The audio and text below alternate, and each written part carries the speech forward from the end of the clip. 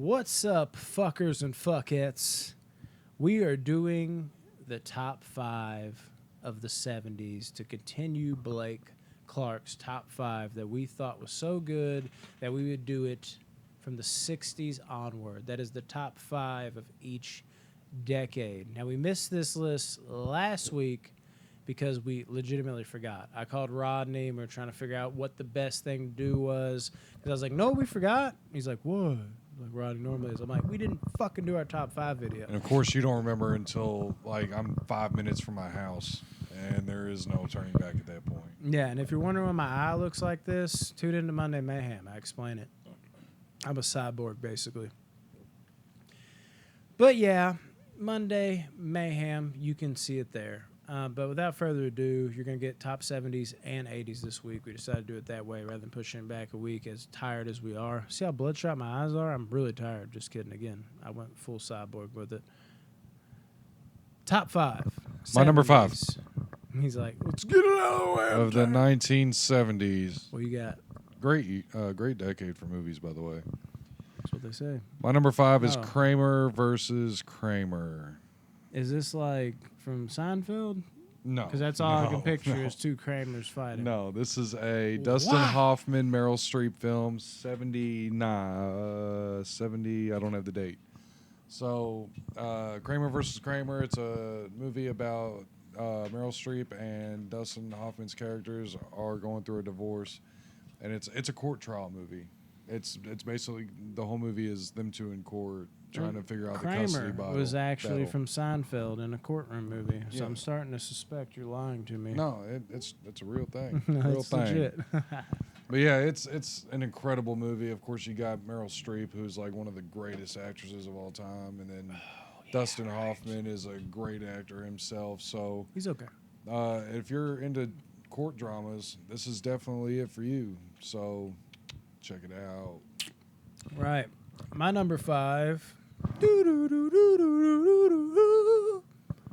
Halloween. 70s is a tough ass decade for me, man. The only reason why this decade was easy is because I just, it was just, I thought about my favorites and it was so easy to pluck from, yet everything after like my top 5 was miserable. So I'm glad I had that top 5 just go pom, pom, pom, pom, pom in my head like that. Halloween is a movie I can't leave off, dude. I'm so excited for the new one. Doesn't matter if I was disappointed in the last one, not saying I was in 2018. I'm always ready for a new Halloween movie, and it all started with the Mac Daddy of them all. Some will say it maybe hasn't aged as well. I say, phooey, as Rodney lets out a roar of agreement. Yeah, we're trying here, people. We're tired as shit, but we're trying to get this content to you all. But yeah, I mean, it's the classic ghost story, basically, dude. Michael is anywhere and everywhere at the same fucking time. He's not monstrous like he became later in the movies. He's just chilling. Everything about the character is chilling, no motive. Where is he going to be next? It's creepy, man. Downright creepy. Halloween still holds up. Want to see more thoughts on that from me? Watch our fucking Halloween review back from last October. Number 5, Halloween. My number 4 is a classic comedy for me. The one and only Steve Martin. Earthquake. Was that one of those spiders? Yeah, it was probably it. For sure. I think it's your foot, dude.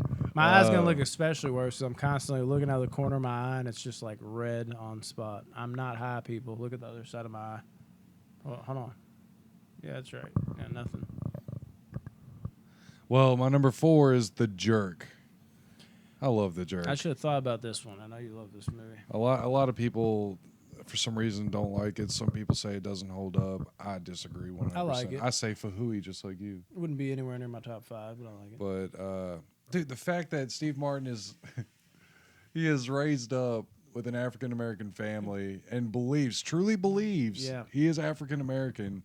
And the things that happen throughout this movie and that he says, and dude, I'm just like, a movie like this would not hold up today. Yeah. It's like Tyrone They would not Bigum's be- not accepting to be Yeah, white in Chappelle's yeah. show. It's the opposite. This movie cannot be made these days because everybody's so fucking bitchy and moany and on their periods and shit. I fucking hate Just how oblivious that character is. Like, But yeah, they must really hate these cats. Yeah. This shit.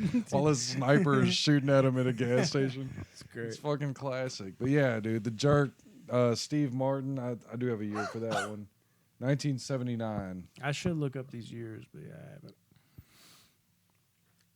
Is that it on your? Yeah, your that's it. Yo. Number 4. Another classic horror movie that beats out Halloween. Yes, I will say it's better. The Texas Chainsaw Massacre.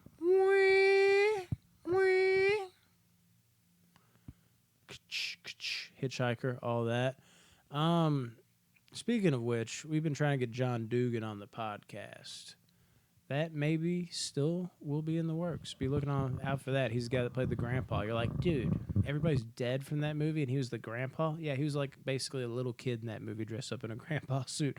So, yes, he's still kicking. Great guy.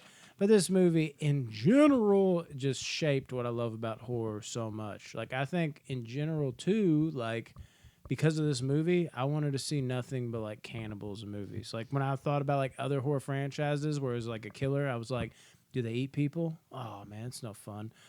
It's just something about the premise of it all, dude, that just fucking gets it for me. It's my type of First horror one was movie. scary as fuck. No, it's terrifying. It's intense. Leatherface, maybe the coolest horror icon ever. Just the character, just so fucking creepy. There's such like a real feel to it where you're like, man, if you travel out to fucking Texas, this might just happen. I was actually terrified by it. And of course, I was one of the people I was like, based on a true story, and I believed every bit of it. Even though if you watch, I remember like, I didn't even find out till I was watching like an interview, and I remember Toby Hooper was like, I was just in the hardware section. And I was like, what could we have the killer use? I was like, oh my God, a chainsaw. How creepy would that be? And I remember like a day went by and I was like, yeah, it would be creepy, and nothing came of it. And the next day I was like, wait a minute. If he's choosing his weapon, then how is this based on a true story? Like it hit me like a ton. And I looked into it more and I was like, you motherfucker, Toby. Just kidding. R.I.P. You probably considered third. A lot of times your name comes up after, of course, Carpenter and Craven, but you honestly deserve more credit. You made so many awesome fucking movies, and everybody tries to steal your thunder of Poltergeist, like, oh, it was so Spielberg. I'm going to stand here in my lonely island here, not to be all Andy Sambergish, and say, man, you deserve credit for that one too, dude. Fuck, yeah, Texas Chainsaw Massacre. Genuinely gritty, creepy, almost feel like you're watching a snuff film. Got to be in my top 5. One of my favorite horror movies ever. It's a great movie. I love the first one. So my number Did you know this, man? 3. We're into the top 3. My number 3 is a war film. God, dude. I hope my eyes still sticking around for this long, and like in the 2000s list, I'd be like, Red Eye. I love Red Eye. Not the movie. Cillian Murphy, Rachel McAdams. Yeah, I'm just I love that movie, though. making a terrible joke. So- It was all right. It was okay. Number 3 for me is a war film, a Decent very, segue. very deep and emotional, kind of messed up movie. I know where you're going. Which one do you think it is? Apocalypse Now. Wrong. Deer Hunter. Yeah, that's what I said. Number 3 is I still The haven't Deer bought that Hunter. on 4K somehow. Oh, it's so good, but it's not for the Especially faint the of war heart. scene. Like when they break into the war scene, and I'll sit around the table, the Russian roulette. Oh yeah, That's the only thing that hurts me about that movie, where I'm like, God, I just wish I had more of that. I want to see some more war rather than the It's- PTSD. well, of it no, all. the PTSD is what makes it so great. Oh, like it is, fucked Robert but or it kills Christopher me. Walken's character up. Oh my lord. Jesus. But yeah, and then the ending of the movie, if you haven't seen, I don't want to spoil it for anybody because this is one of those movies where you It's from you the have to see 70s, it. Yeah, but I I know still what like you mean. if There's someone's certain watching, they're movies like, I'm "Ooh, like I've never that. seen that. I want to see it." I don't want to spoil it for you because if you do watch it, the ending, the impact of the ending is so great. It's so heavy. You need to watch it without any kind of spoilers. So check out Deer Hunter, 1979. Yes, Apocalypse Now. Them two are very close to each other, but I prefer Deer Hunter over. I'm waiting for you to be like, so close. I'm my number 2. Predicting the future again. Maybe. Who knows? Number 3. Yes, I'm going to give a shout out to my boy Bruce. I just hit my hookah. It fucking falls over. I do that. Cole's everywhere, if you'll know how that works. Bruce Lee, dude, the big boss, gotta be the one that started it all. Fucking adore this movie. Just something about that ice factory is just such a cool place to fucking fight. And then, of course, what they end up revealing that they're hiding drugs, and then eventually they're hiding bodies in the ice as well. It's just fucking. There's downright, kind of in a weird way, creepy moments in this. And this movie has, dude, I stand by this. It has one of the best scores of all time. The soundtrack to this, I just hum it in my head. Every different musical cue from it. And the weird thing is if you watch it as The Big Boss, as its main title from the other country it was filmed in, it doesn't have these musical cues. The musical cues didn't come over until they titled it Fist of Fury here in America. And I am the type of person, I got to watch it in its original language. I refuse to watch this movie in its original language because without that score I grew up with that's in the original fucking... I mean, you can't fucking watch the movie the same. You're like, where's the music? The music carries it and makes it. Bruce Lee in his debut, fucking magical as always. And, getting downright bloody in some scenes, like stabbing people with knives, using any weapon, fucking killing people with fists. I mean, if anybody could do it, Bruce Lee could, right? Yeah, Big Boss at number 3. Big Boss is a good watch. No. My number 2 is a 1971 film, I believe, called A Clockwork Orange. We reviewed it not too long ago. Yeah, that was in the mix for me. You can tell. If you I watch love the this review, movie a you were lot. pretty into it, Yeah. So it's one of my favorite, if not my favorite, Kubrick film.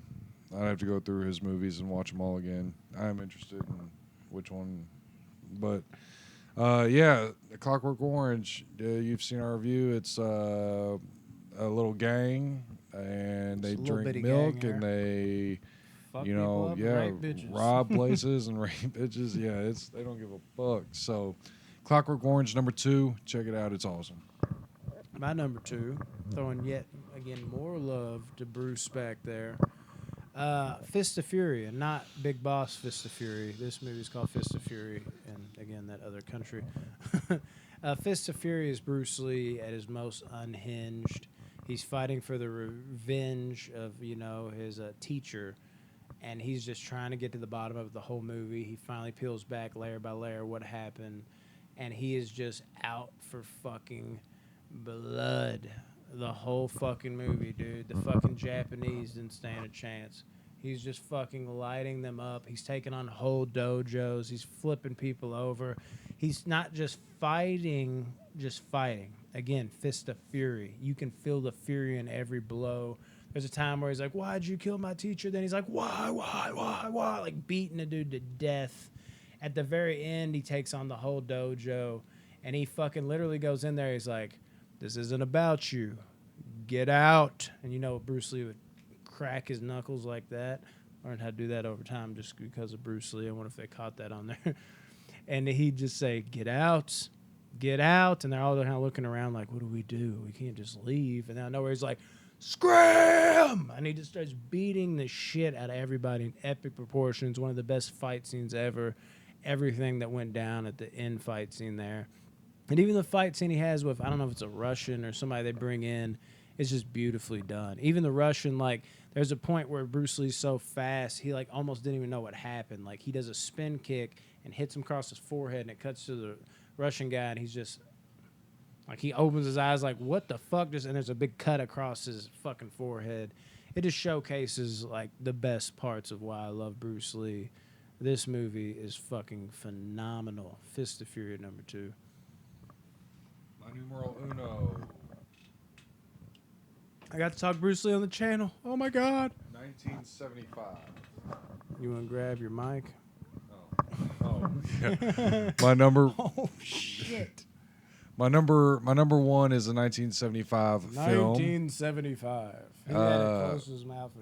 It's in my top 3 greatest antagonists / villains of all time. This is about to be Apocalypse Now. No. It is actually. Oh, I forgot the name of the movie now. There's no way you forgot your number. Oh yeah, One Flew Over the Cuckoo's Nest. Okay, yeah. Okay. Yeah, so Jack This one right Nicholson, here. yes, dude. Nurse Ratchet, oh, I hate that bitch. This one could have easily been in my top 5. I Dude. reveal it's not number 1. So good. This movie, 70s were loaded. I can't- dude. I Holy can't shit. talk enough about how I'm not- good this I fucking say, I movie is, can't dude. talk. And the cast too. You got Danny DeVito's in there, and then young. What's It's his so name weird seeing from? him so young. Brad Dourif. I know No, what you're well, gonna say. him, but then Christopher. Oh yeah. What's his last name? What the fuck? Uh, Now that you put me on the spot, guy from Back to the Future. Yes, plays Doc. I know it Anyway, any other why time. The hell am I? Christopher Lloyd. Christopher Lloyd. Yeah.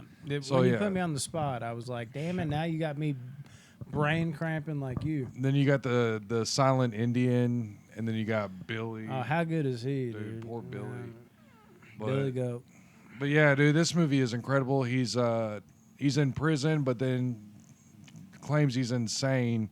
Gets sent to an insane asylum. Escapes, a couple times, and I'll let y'all watch it and figure out the rest. It's a solid fucking movie. It's so great. It's so great. So y'all ever have the chance, check out One Flew Over the Cuckoo's Nest. Yeah, my number 1 is what's from the 70s over there? Jaws. Yeah, Copland. Hey, that made my top 5 Stallone movies. Copland, or no, it was Honor, maybe Honor. I don't know. That's beyond, not the point. Jaws, dude. Jaws is what I would call a perfect movie.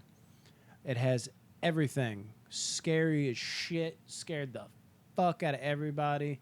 Some of the better, just like the creature that is Bruce. People rag on it. I'm like, are you fucking kidding me, dude?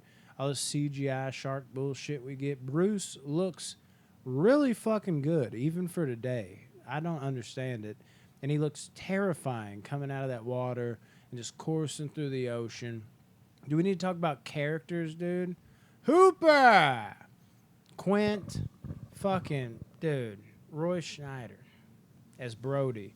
Phenomenal. I love all 3 of these characters equally, and they're 3 of my favorite characters ever put to film.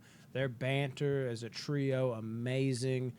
Everything about their characters are fucking perfect. Even the storytelling in the movie and the storytelling of fucking Robert Shaw telling USS Indianapolis or whatever, where the sharks took all those people that were lost at sea.